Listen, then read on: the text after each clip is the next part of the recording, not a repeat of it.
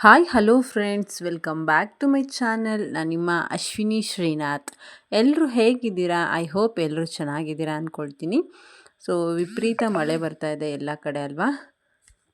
ನಮಗಂತೂ ಹುಚ್ಚಿಡಿಸ್ಬಿಟ್ಟಿದೆ ಮಳೆ. ಸೊ ಮಳೆ ಬರೋದ್ರಿಂದ ಫ್ರೆಶ್ ಆಗಿ ಹೋಗಿ ಕರಿಬೇವನ್ನ ತೊಗೊಂಡು ಬಂದು ಸಾಂಬಾರಿಗೆ ಯೂಸ್ ಮಾಡೋಕ್ಕಾಗ್ತಾ ಇಲ್ಲ, ಯಾಕಂದರೆ ಯಾವಾಗಲೂ ಮಳೆ ಬರ್ತಿರುತ್ತೆ. ಸೊ ಅದಕ್ಕೆ ಮಳೆ ಬಿಟ್ಟಾಗ ಹೋಗಿ ಸ್ವಲ್ಪ ಎಲೆಗಳನ್ನ ಕೊಯ್ಕೊಂಡು ಬಂದು ಸ್ಟೋರ್ ಮಾಡಿ ಫ್ರಿಜ್ಜಲ್ಲಿ ಇಟ್ಕೊಳ್ತಾ ಇದ್ದೀನಿ. ಏನಪ್ಪ ಅಂತಂದರೆ ನಮ್ಮ ಅತ್ತೆ ಮನೆಯಲ್ಲಿಲ್ಲ, ಅವರು ಅವ್ರ ಮಗಳನ್ನ ಮನೆಗೆ ಹೋಗಿದ್ದಾರೆ. ಸೊ ಹೋಗಿ ಆಗಲೇ 3-4 ದಿನ ಆಯಿತು. ಅವ್ರು ಇರುವಾಗ ನನಗೆ ಹೊರಗಡೆ ಕೆಲಸ ಏನೂ ಮಾಡ್ತಾ ಇರಲಿಲ್ಲ, ನಾನು ಎಲ್ಲ ಅವರೇ ಮಾಡ್ತಾಯಿದ್ರು. ಸೊ ನಾನು ಒಳಗಡೆ ಅಡುಗೆ ಮಾಡ್ಕೊಳ್ಳೋದು, ಮಕ್ಕಳನ್ನ ನೋಡ್ಕೊಳ್ಳೋದು ಅಷ್ಟೇ ಕೆಲಸ ಆಗಿತ್ತು. ಸೊ ಈಗ ಅವ್ರು ಇಲ್ಲದೇ ಇರೋದ್ರಿಂದ ಅಷ್ಟು ಕೆಲಸ ನಾನೇ ಮಾಡಬೇಕಾಗಿದೆ. ಆ್ಯಂಡ್ ಕೆಲವೊಂದೊಂದು ಕೆಲಸಗಳಿಗೆ ಶ್ರೀ ಮತ್ತು ಅಪ್ಪ ಇಬ್ಬರು ಹೆಲ್ಪ್ ಮಾಡ್ತಾರೆ. ಮಗುನ ಬಿಟ್ಕೊಂಡು ಹೊರಗಡೆ ಕೆಲಸ ಮಾಡೋದಕ್ಕಾಗಲ್ಲ ಅಂತ ಹೇಳಿಬಿಟ್ಟು ಅವರಿಬ್ಬರು ಹೆಲ್ಪ್ ಮಾಡ್ತಾರೆ. ಆದರೆ ಅವರಿಬ್ಬರು ಸಹ ಆಚೆ ಹೋಗಿ ಕೆಲಸ ಮಾಡಿಕೊಂಡು ಸಂಜೆ ಸುಸ್ತಾಗಿ ಬಂದಿರ್ತಾರೆ. ಆ್ಯಂಡ್ ಬೆಳಿಗ್ಗೆ ಬೇಗ ಏಳೋದಕ್ಕೂ ಅವ್ರಿಗೆ ಆಗಲ್ಲ. ಸೊ ಅದಕ್ಕೋಸ್ಕರ ಕೆಲವೊಂದೊಂದು ಕೆಲಸಗಳನ್ನ ನಾನೇ ಮಾಡ್ತೀನಿ. ಅವರಿದ್ದರೆ ನನಗೆ ಅವ್ರು ಹೆಲ್ಪ್ ಮಾಡ್ತಾರೆ. ನನಗೆ ಮೇಯ್ನಾಗಿ ಅತ್ತೆ ಇಲ್ಲ ಅಂತಂದರೆ ಯಾವ ಕೆಲಸನೂ ಕಷ್ಟ ಅಂತ ಅನಿಸಲ್ಲ. ಒಂದೇ ಒಂದು ಕಷ್ಟ ಅನಿಸೋದು ಈ ಕೊಟ್ಟಿಗೆ ಕೆಲಸದಲ್ಲೂ ನಾನು ದನ ಕಟ್ಟಾಕ್ತೀನಿ, ಮುಸ್ರೆ ಕೊಡ್ತೀನಿ, ಹುಲ್ಲು ಹಾಕ್ತೀನಿ. ನನಗೆ ಅದು ಯಾವುದೂ ಪ್ರಾಬ್ಲಮ್ ಇಲ್ಲ. ಈ ಎಮ್ಮೆ ಹಾಲು ಕರೆಯೋದೊಂದು ಭಾರಿ ಕಷ್ಟ ನನಗೆ. ನಾವು ಅದಕ್ಕೆ ಬೆಳಿಗ್ಗೆ ಮತ್ತು ಸಂಜೆ 2 ಟೈಮು ಮುಸ್ರೆ ಕೊಡ್ತೀವಿ. ಅಕ್ಕಿಯನ್ನು ಬೇಯಿಸ್ಬಿಟ್ಟು ಮುಸ್ರೆ ಮಾಡಿ ಅದಕ್ಕೆ ಉಪ್ಪು ಮತ್ತು ಹಿಂಡಿಯನ್ನು ಮಿಕ್ಸ್ ಮಾಡಿ ಕೊಡ್ತೀವಿ. ಇವಾಗ ಮಳೆ ಬರ್ತಿರೋದ್ರಿಂದ ಬಂದ ತಕ್ಷಣ ಸ್ವಲ್ಪ ಬಿಸಿ ಬಿಸಿಯಾಗಿ, ಅಂದರೆ ಬೆಚ್ಚಗೆ ಕೊಟ್ಟರೆ ಅವಕ್ಕೆ ಸ್ವಲ್ಪ ರಿಲೀಫ್ ಅನಿಸುತ್ತೆ ಹಸುಗಳಿಗೆ. ಪ್ಲಸ್ ಚೆನ್ನಾಗಿ ಹಾಲು ಕೊಡುತ್ತೆ ಅಂತ ಹೇಳಿಬಿಟ್ಟು ನಾನೇನು ಮಾಡ್ತೀನಿ, ಬಂದ ತಕ್ಷಣ ಮುಸ್ರೆಯನ್ನು ಕೊಡ್ತೀನಿ. ಅಮ್ಮ ಹಾಲು ಕರ್ಕೊಂಡು ಆದಮೇಲೆ ಮುಸ್ರೆ ಕೊಡ್ತಿದ್ರು, ಬಟ್ ನಾನು ಫಸ್ಟೇ ಮುಸ್ರೆ ಕೊಟ್ಬಿಟ್ಟು ಆಮೇಲೆ ಹಾಲು ಕರಿತೀನಿ. ಈ ಕೆಂಪಿದು ಕರು ತುಂಬ ಸ್ಟ್ರಾಂಗ್ ಇದೆ, ಎಳ್ಕೊಂಡು ಹೋಗುತ್ತೆ. ಅದಕ್ಕೋಸ್ಕರ ಶ್ರೀ ನನಗೆ ಕಟ್ಟಿಕೊಟ್ರು. ಅವರಿದ್ದರೆ ಕಟ್ಕೊಡ್ತಾರೆ, ಇಲ್ಲಾಂದರೆ ನಾನೇ ಸರ್ಕಸ್ ಮಾಡಿ ಕುಸ್ತಿ ಮಾಡಿ ಎಳೆದು ಅದನ್ನು ಕಟ್ಟಬೇಕು. ಇದ್ರ ಹೆಸರು ಕೆಂಪಿ ಅಂತ ಹೇಳ್ಬಿಟ್ಟು, ತುಂಬ ಪಾಪದ ದನ ಇದು. ಇದ್ದು ಸೆಕೆಂಡ್ನೇ ಕರು. ಇದು ಫಸ್ಟ್ ಕರು ಕೂಡ ಸ್ವಲ್ಪ ಅಂದರೆ ಹುಟ್ಟಿ ಒಂದು 2-3 ತಿಂಗಳಲ್ಲೇ ಸತ್ತೋಯ್ತು. ಆವಾಗ ಇದು ನನಗೆ ಹಾಲು ಕೊಡ್ತಿತ್ತು, ಈಗಲೂ ಕೊಡುತ್ತೆ. ಸೊ ಹಂಗಾಗಿ ನನಗೆ ಈ ದನದ ಹಾಲು ಕರೆಯೋದು ಅಷ್ಟೇನು ಕಷ್ಟ ಅಂತ ಅನಿಸಲ್ಲ. ಆ್ಯಕ್ಚುಲಿ ಇದು ಸಂಜೆ ವೀಡಿಯೋ. ಇನ್ನೊಂದು ಕಪ್ಪು ದನ ಇದೆ, ಅದು ಕೂಡ ಒದೆಯುತ್ತೆ. ಅದನ್ನು ನಾವು ಸಂಜೆ ಹಾಲು ಕರಿಯಲ್ಲ, ಬೆಳಿಗ್ಗೆ ಮಾತ್ರ ಕರಿತೀವಿ. ನೆಕ್ಸ್ಟು ಎಮ್ಮೆ ಕರಿಯೋಕ್ಕೆ ಅಂತ ಹೇಳ್ಬಿಟ್ಟು ಬಂದೆ. ಒಂದು ಸತಿ ಅತ್ತೆ ಇರಬೇಕಾದ್ರೇ ನೀನು ಕರಿ ಅಂತ ಹೇಳ್ಬಿಟ್ಟು, ಹಾಲನ್ನು ಕರಿ ಅಂತ ಹೇಳಿ ನನ್ನ ಕರ್ಕೊಂಡೋಗಿದ್ರು. ಬಟ್ ಅವಾಗೇನು ಒದಿರಲಿಲ್ಲ. ಬಟ್ ಇವತ್ತು ಹೋದರೆ ಅದು ಒದೆಯೋದು, ಹಾಯೋದು, ವಿಚಿತ್ರವಾಗಿ ಆಡೋದಕ್ಕೆ ಸ್ಟಾರ್ಟ್ ಮಾಡ್ತು. ಅದು ಮಾಡೋದು ನೋಡಿ ನನಗೆ ಕೆಚ್ಚಲಿಗೆ ಕೈ ಹಾಕೋದಕ್ಕೇ ಭಯ ಆಯಿತು. ಸೊ ಇವತ್ತು ಹಾಲಿಲ್ಲದೇ ಹಾಗೆ ಅಂದರೆ ಅವತ್ತಿನ ದಿನ ಸಂಜೆ ಹಾಲಿಲ್ಲದೆ ಹಾಗೇ ಬಂದೆ. ಆಮೇಲೆ ನಮ್ಮ ಅಪ್ಪನ ಹತ್ರ ಹೇಳಿದೆ. ಸೊ ಅವರು ಟೆನ್ಷನ್ ಮಾಡ್ಕೋಬೇಡ, ನಾನೊಂದ್ಸರಿ ಟ್ರೈ ಮಾಡ್ತೀನಿ ಅಂತ ಹೇಳ್ಬಿಟ್ಟು ಬೆಳಿಗ್ಗೆ ಅವರು ಟ್ರೈ ಮಾಡಿದ್ರು. ಫಸ್ಟ್ ಒಂದು ಚೂರು ಅವ್ರನ್ನ ಮೂಸಿ ಎಲ್ಲ ನೋಡ್ತು, ಸ್ಮೆಲ್ ನೋಡ್ತು ಯಾರಿದು ಅಂತ ಹೇಳಿಬಿಟ್ಟು. ಆಮೇಲೆ ಅಪ್ಪ ಅಂತ ಗೊತ್ತಾಗಿ ಅದು ಸುಮ್ಮನಾಯಿತು. ಹಾಗಾಗಿ ಮತ್ತು ಬೆಳಿಗ್ಗೆ ಸಂಜೆ ಎಲ್ಲ ಅಪ್ಪನೇ ನನಗೆ ಈ ಎಮ್ಮೆ ಹಾಲು ಕರೆದು ಕೊಡ್ತಾಯಿದ್ರು. ಸೊ ಅವ್ರಿಗೂ ಸ್ವಲ್ಪ ಬ್ಯಾಕ್ ಪೇಯ್ನ್ ಇತ್ತು, ಸ್ವಲ್ಪ ಇಂಥ ಜಾಸ್ತಿನೇ ಬ್ಯಾಕ್ ಪೇಯ್ನ್ ಇದೆ, ತೋಟದಲ್ಲೆಲ್ಲ ಕೆಲಸ ಮಾಡಿ. ಆದರೂ ಸಹ ನನಗೆ ಕಷ್ಟ ಆಗತ್ತೆ ಅಂತ ಹೇಳಿಬಿಟ್ಟು, ನನಗೆ ಕೊಡಲ್ಲ ಅಂತ ಹೇಳಿಬಿಟ್ಟು ಹಾಲನ್ನು ಕರೆದು ಕೊಟ್ಟರು. ಯಾವ ಕೆಲಸನಾದರೂ ನಾನು ಮಾಡ್ಕೊಳ್ತೀನಿ. ಬಟ್ ಈ ಎಮ್ಮೆ ಹಾಲು ಕರೆಯೋದು ಒಂದೇ ನನಗೆ ಬರಲ್ಲ. ಇದ್ರ ಕೆಚ್ಚಲು ಕೂಡ ತುಂಬ ಗಟ್ಟಿ, ಹಾಲು ಎಳೆಯೋದು ಸ್ವಲ್ಪ ಕಷ್ಟ ಅನಿಸುತ್ತೆ ನನಗೆ, ತುಂಬ ಬೇಗ ಕೈ ನೋವು ಬರುತ್ತೆ. ಆ್ಯಂಡ್ ಇದು ಕೊಡಲ್ಲ, ಮತ್ತು ಒದೆಯುತ್ತೆ, ಹಾಯುತ್ತೆ. ಹಾಗಾಗಿ ನನಗೆ ಈ ಎಮ್ಮೆ ಹಾಲು ಕರೆಯೋದು ಒಂದೇ ಒಂದು ಕಷ್ಟ ಅನಿಸುತ್ತೆ.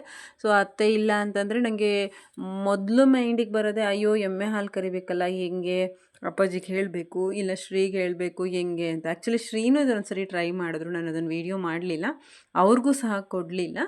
ಆಮೇಲೆ ಅಪ್ಪ ಕರೆದು ಕೊಡ್ತಾ ಇರೋದು. ಇದಾದಮೇಲೆ ತುಳುಕಲು ಹಾಕ್ತಾ ಇದ್ದೀವಲ್ಲ ನಾವು, ಹಾಗಾಗಿ ಬಟ್ಟೆ, ಕೈ ಕಾಲು ಎಲ್ಲ ಗಲೀಜಾಗತ್ತೆ. ಸೊ ಅದು ಸ್ವಲ್ಪ ನನಗೆ ಇರಿಟೇಟ್ ಅಂತ ಅನಿಸುತ್ತೆ. ಯಾಕೆಂದರೆ ನಾನು ಮದುವೆಗಿಂತ ಮುಂಚೆ ಒಂದು ಸಾರಿನೂ ಕೊಟ್ಟಿಗೆ ಕಾಲಿಟ್ಟಿರಲಿಲ್ಲ. ಸೊ ಮದುವೆ ಆದಮೇಲೆ ನಾನು ಇದನ್ನೆಲ್ಲ ಕಲ್ತ್ಕೊಳ್ತಾ ಇರೋದು. ಮದುವೆ ಆದಮೇಲೆ ಒಂದು 6 ತಿಂಗಳು, 1 ವರ್ಷ ಬೇಕಾಯಿತು ನನಗೆ ಹಸುಗಳಿಗೆ, ಈ ಕೊಟ್ಟಿಗೆಗೆ ಎಲ್ಲ ಹೊಂದ್ಕೋಬೇಕು ಅಂಥೇಳಿ. ಸೊ 1 ವರ್ಷದ ನಂತರ ನನಗೆ ಪರವಾಗಿಲ್ಲ. ಆದರೂ ನಮ್ಮ ಅತ್ತೆ ಇದ್ದರೆ ಇದೆಲ್ಲ ಅವರೇ ಮಾಡ್ತಾರೆ, ನನ್ನ ಕೈಯಲ್ಲಿ ಮಾಡಿಸಲ್ಲ.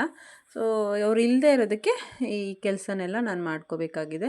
ನೋಡಿ ನೋಡಿ ಎಷ್ಟು ಜೋರಿದೆ, ನನ್ನನ್ನೇ ದರ್ರ್ ಅಂತ ಎಳ್ಕೊಂಡು ಹೋಗುತ್ತೆ. ಸಿಕ್ಕಾಪಟ್ಟೆ ಜೋರಿದೆ. ಸುಕ್ರಿ, ನಾನು ಆಲ್ರೆಡಿ ಹಿಂದಿನ ವೀಡಿಯೋದಲ್ಲಿ ಹೇಳಿದ್ದೀನಲ್ಲ, ಸುಕ್ರಿ. ಸೊ ಈ ಕೆಲಸ ಎಲ್ಲ ಮುಗಿಸ್ಬಿಟ್ಟು ನಮ್ಮೂರಲ್ಲಿ ಇವತ್ತು ಒಂದು ಪೂಜೆ ಇತ್ತು.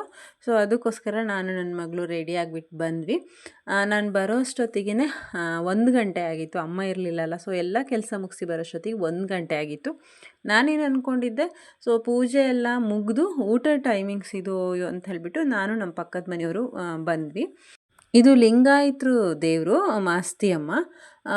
ಮಾಸ್ತಿಯಮ್ಮನ ದೇವ್ರದ್ದು ಪುನರ್ ಪ್ರತಿಷ್ಠಾಪನೆ ಮತ್ತು ಚೌಡಮ್ಮನ ಪ್ರತಿಷ್ಠಾಪನೆ 2 ಪೂಜೆ ಇತ್ತು. ಇದು ಚೌಡಮ್ಮನ ಗುಡಿ, 2 ದೇವರ ಪ್ರತಿಷ್ಠಾಪನೆ ಇತ್ತು.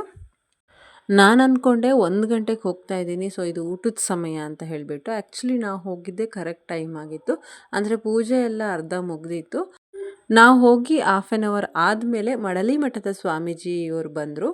ಸೊ ನಮ್ಮೂರಲ್ಲಿ ಯಾವುದೇ ಒಂದು ದೇವಸ್ಥಾನದ ಕಾರ್ಯಗಳಾದರೂ ಸಹ ಇವರು ಬರ್ತಾರೆ. ನೀವು ಈ ಸ್ವಾಮೀಜಿಯನ್ನು ಗುಗುಳ ಪೂಜೆಯಲ್ಲಿ ನೋಡಿರ್ಬೋದು.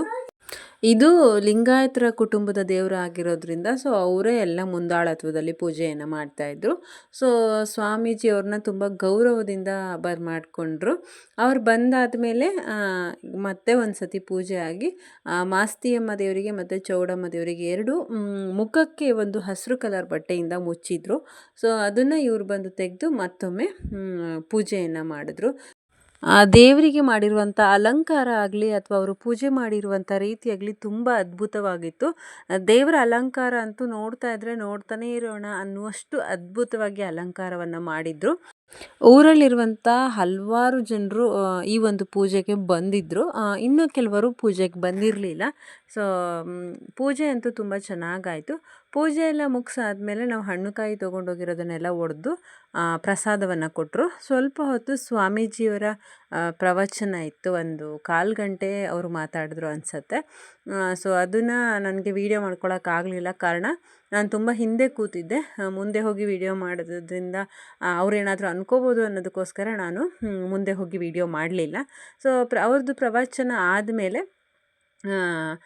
ಏನು ಅಲ್ಲಿರ್ತಕ್ಕಂಥವ್ರು ಸ್ವಾಮೀಜಿಯವರ ಆಶೀರ್ವಾದವನ್ನು ತೊಗೊಂಡ್ರು. ಇಷ್ಟ ಬಂದರು ಹೋಗಿ ಆಶೀರ್ವಾದವನ್ನು ತೊಗೊಂಡ್ರು. ಪೂಜೆ ಮುಗಿಯೋದು ಸುಮಾರು ಒಂದು 3ರಿಂದ 3:30 ಆಗಿತ್ತು, ಅಷ್ಟು ಟೈಮ್ ಆಗಿತ್ತು. ಹಾಗಾಗಿ ಎಲ್ಲರೂ ತುಂಬ ಹಸಿವಾಗಿತ್ತು ಎಲ್ರಿಗೂ ಕೂಡ. ಸೊ ಪೂಜೆ ಮುಗಿಸ್ಕೊಂಡು ಸ್ವಾಮೀಜಿಯವರ ಆಶೀರ್ವಾದವನ್ನು ತೊಗೊಂಡು ಹಣ್ಣು ಕಾಯಿ ತೊಗೊಂಡು, ಸ್ವಲ್ಪ ಮಳೆ ಇರೋದ್ರಿಂದ ಊಟದ ವ್ಯವಸ್ಥೆ ಸ್ವಲ್ಪ ಆ ಕಡೆ ಮಾಡಿದರು, ಒಬ್ಬರು ಮನೆ ಹತ್ರ ಮಾಡಿದರು. ಸೊ ಹಂಗಾಗಿ ಅಲ್ಲಿಗೆ ಹೊರಟ್ವಿ ನಾವು. ಊಟನೂ ಅಷ್ಟೇ ತುಂಬ ಚೆನ್ನಾಗಿತ್ತು. ಊಟನ ಮಾಡಿಕೊಂಡು ನಾವು ಮನೆಗೆ ಬಂದ್ವಿ. ಇದು ಹೊಸದಾಗಿ ನೆಲೆ ಹಾಕಿರುವಂಥ ಚೌಡಮ್ಮನ ಗುಡಿ. ತುಂಬ ಅಂದರೆ ತುಂಬ ಚೆನ್ನಾಗಿದೆ. ಎಷ್ಟು ಇವತ್ತಿನ ವಿಡಿಯೋ ನಿಮ್ಮೆಲ್ಲರಿಗೂ ಇಷ್ಟ ಆಗಿದೆ ಅಂದ್ಕೊಳ್ತೀನಿ. ಇಷ್ಟ ಆಗಿದ್ರೆ ಲೈಕ್ ಮಾಡಿ, ಕಮೆಂಟ್ ಮಾಡಿ, ಶೇರ್ ಮಾಡಿ. ಹಾಗೆ ಯಾರೆಲ್ಲ ಫಸ್ಟ್ ಟೈಮ್ ನನ್ನ ಯೂಟ್ಯೂಬ್ ಚಾನಲ್ನ ನೋಡ್ತಾ ಇದ್ದೀರೋ ಸಬ್ಸ್ಕ್ರೈಬ್ ಮಾಡೋದನ್ನು ಮರಿಬೇಡಿ. Thank you so much.